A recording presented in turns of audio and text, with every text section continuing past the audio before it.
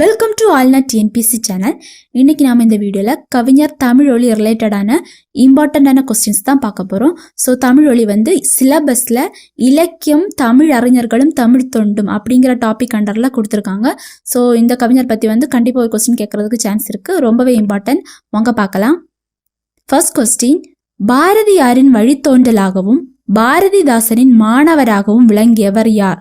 பாரதியாரின் வழித்தோன்றலாகவும் பாரதிதாசனின் மாணவராகவும் விளங்கியவர் கவிஞர் தமிழொலி. கவிஞர் தமிழொலியின் படைப்புகளில் பொருந்தாதவை எது? ஸோ தமிழர் சால்பு தமிழொலியின் படைப்பு கிடையாது. ஸோ கவிஞனின் காதல், வீராயி, மாதவி காவியம், இது மூன்றுமே தமிழொலியின் படைப்பு. கவிஞர் தமிழொலி பிறந்த இடம். தமிழொலி பிறந்த இடம் புதுவை.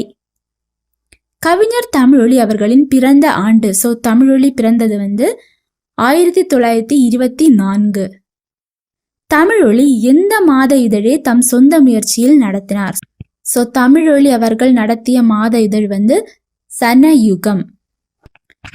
திராவிட கழக தொண்டராக இருந்து பிற்காலத்தில் பொது உடைமை இயக்கத்தில் ஈடுபட்டவர். ஸோ ஸ்டார்டிங்ல திராவிட கழகத்துல தொண்டராக செயல்பட்டு பிறகு பொது உடைமை இயக்கத்தில் ஈடுபட்டவர் இவர் கவிஞர் தமிழொலி. பட்டமரம் கவிதை இடம்பெற்ற நூல். ஸோ பட்டமரம் தமிழொலியின் கவிதைகள் அப்படிங்கிற தொகுப்புல இடம்பெற்றிருக்கு. கவிஞர் தமிழொலியின் இயற்பெயர் விஜயரங்கம். ஸோ விஜயரங்கம் அப்படிங்கிறது கவிஞர் தமிழொலியின் இயற்பெயர். கவிஞர் தமிழொலியின் காலம்.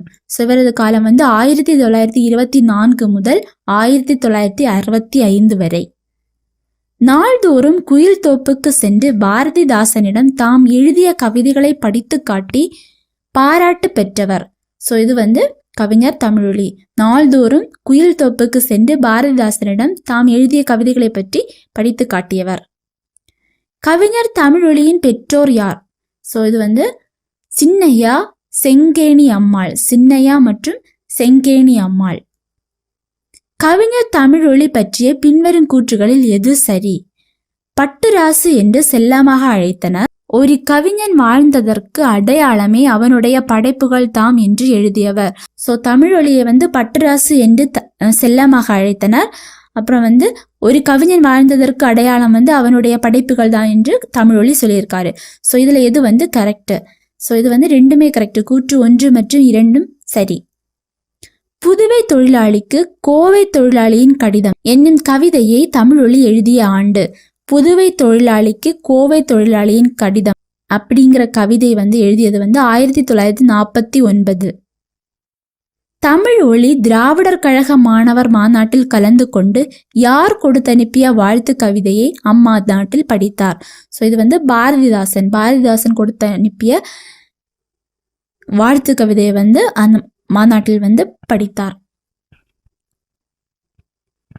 ஸோ நெக்ஸ்ட் தாமரை என்னும் இதழில் வனமலர் என்னும் தலைப்பில் சில உருவக கதைகளை எழுதியவர் இந்த தமிழொலி. தாமரை என்னும் இதழில் வனமலர் என்னும் தலைப்பில் உருவக கதைகளை எழுதியவர் தமிழொலி. என்னுடைய காலத்தில் என் அருகில் இப்படி ஒரு மகத்தான கவிஞர் இருந்திருக்கிறார் என்பதை என்னால் தெரிந்து கொள்ள முடியாமல் போய்விட்டதே என்று தமிழொலி பற்றி கூறியவர் யார்? ஸோ இது தமிழொலியை புகழ்ந்து கூறியது. கூறியவர் யாருன்னு கேட்டிருக்காங்க.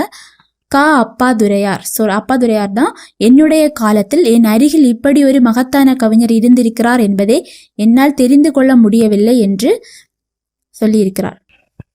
சீறி அடித்து சுழண்ட அலைகளில் சிக்கிய ஒரு படகாய் தடுமாறி இளைத்து மடிந்த மகாகவி தன் சரித்திரம் உரைப்பேன் என்று பாரதியாரை பற்றி தமிழொலி கூறியிருக்கிறார்.